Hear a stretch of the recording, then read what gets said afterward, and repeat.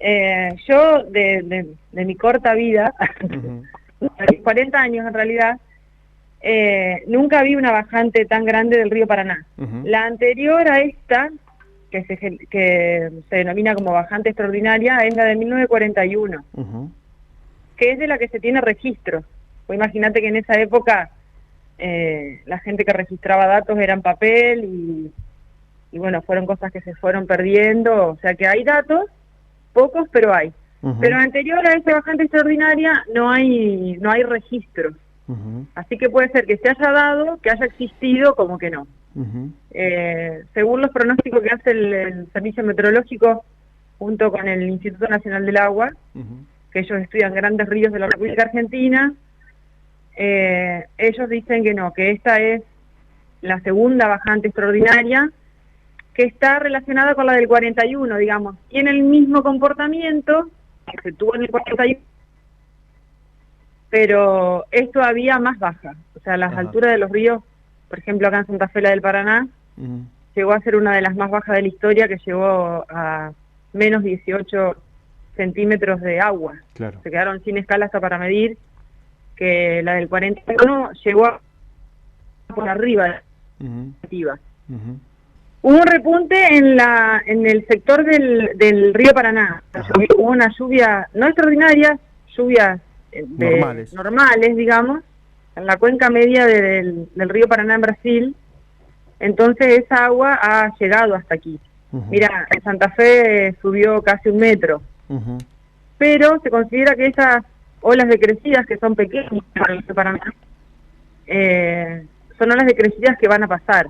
O sea, duran unos días o una semana y ya después va a volver a bajar, porque el problema que tenemos con la relación de los ríos y las alturas son las precipitaciones que están por debajo de lo normal en toda la zona que llueva, digamos, de Brasil hacia el sur, entre Corrientes, Santa Fe. Las lluvias están por debajo de lo normal hace casi 2 años. Claro.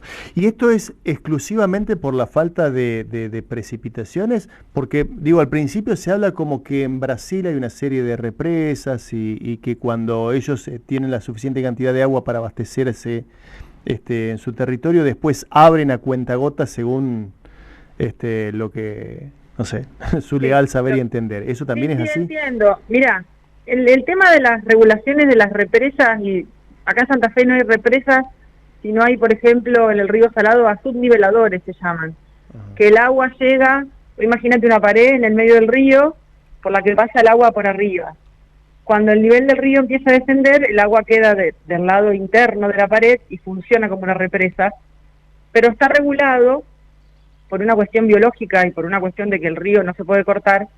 Tiene a los costados unas trampas de peces que se llaman, que es por donde pasa agua con toda la fauna que tiene cada río. Con eso del lado santafesino, digamos, te digo, eso funciona entre, diría yo, en Argentina, porque el río Salado empieza en Salta. Hay una regulación entre Salta, Santiago del Estero y Santa Fe. Eso es una interjurisdiccional, se llama. Que se regula esta cuestión todo el tiempo de cuánta agua dejan pasar o no. ¿Lo regula el Estado a eso? Lo regula el Estado. Hay una legislación que se firma entre cada provincia, un ente jurisdiccional, donde igual hay que hacer estos controles de ir, medir, fijarse si realmente dejan pasar lo que hay que dejar pasar, y etcétera.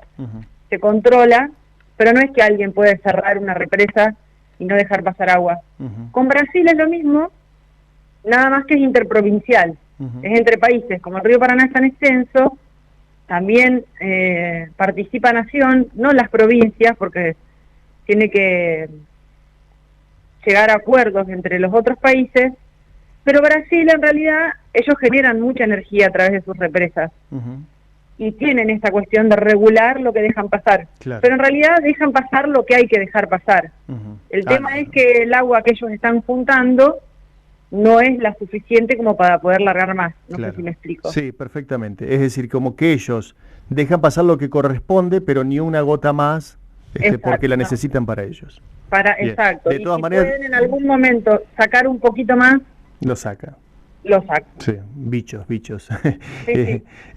Bien, pero las causas son claras. El cierre del grifo, para decirlo, para que se entienda gráficamente, tal vez en algún lugar que debería pasar el agua de otros países, también interestatales nuestros y falta de precipitaciones. Exacto. Bien. También yo le voy a sumar, no lo hemos estudiado, pero creo que es parte de... Este ciclo está considerado como niña, siempre se considera un ciclo niño, que es un año hidrológico que se mide desde septiembre a septiembre de cada año, que el fenómeno niño es cuando las lluvias son por arriba de lo normal. Ajá. Y el fenómeno niña son cuando las lluvias son debajo de lo normal. Ajá. Generalmente eso es un año y un año es niño, un año es niño, y así se va alternando. Este periodo que estamos ahora hace 2 años de niña, Ajá. y según pronósticos a largo plazo, no nos olvidemos que son pronósticos. Tienen previsto que se extienda... Hasta septiembre del año que viene. Exacto. Claro. Se puede modificar porque son modelos matemáticos y demás, que por eso yo digo es un pronóstico a largo plazo que ojalá cambie. Si empieza a llover seguramente algo va a cambiar, pero por el momento no va a seguir siendo niña. Así que pensá que ese año intercalado de mucha agua, poca agua, hace 2 años que no existe. Claro. O sea que hace 2 años que llueve por debajo de lo normal. Meli, no es tu tarea, pero me refiero al hacer trabajo de campo, al estar ahí en la zona, al tomar mediciones, al estar en los ríos, al charlar con la gente. Imagino que sos receptora de un montón de cuestiones que te comentan, no sé, el pescador, el que vive del río, el que tiene la cabaña, el que tiene el complejo turístico, el pescador más grande, el más... Digo, sí. ¿Cómo afecta a nuestro recurso pesquero?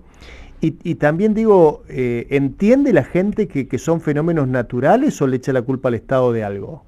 Digo, porque viste que siempre buscamos algún responsable inmediato. Algún responsable, mira, generalizar no es bueno, pero lo voy a hacer.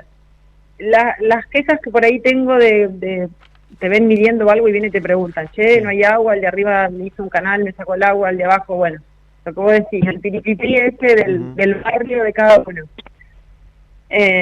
Los que tienen grandes complejos de turismo, o sea, la gente más adinerada, para ponerle un nombre entre comillas, responsabiliza al Estado de que no ha hecho obras, de que, bueno, miles de cosas.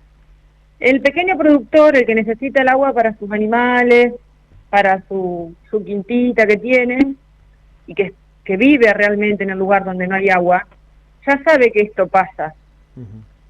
Es cierto que también el Estado puede hacer obras de alguna otra envergadura para tratar de paliar estas situaciones. Bien. Pero en realidad agua no podemos generar. Se pueden hacer obras para retener en algún lugar, para almacenar, pero imagínate que el río Paraná es uno de los ríos más caudalosos del mundo. O sea, sin agua no se va a quedar nunca. Pero bueno, tiene estos fenómenos de recuperación. Claro.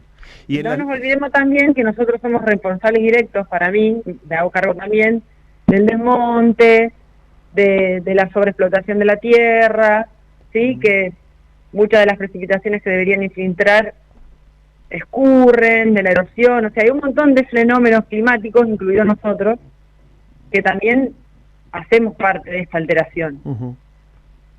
Más allá de que es clima, o sea, el clima, digo yo, hace lo que quiere.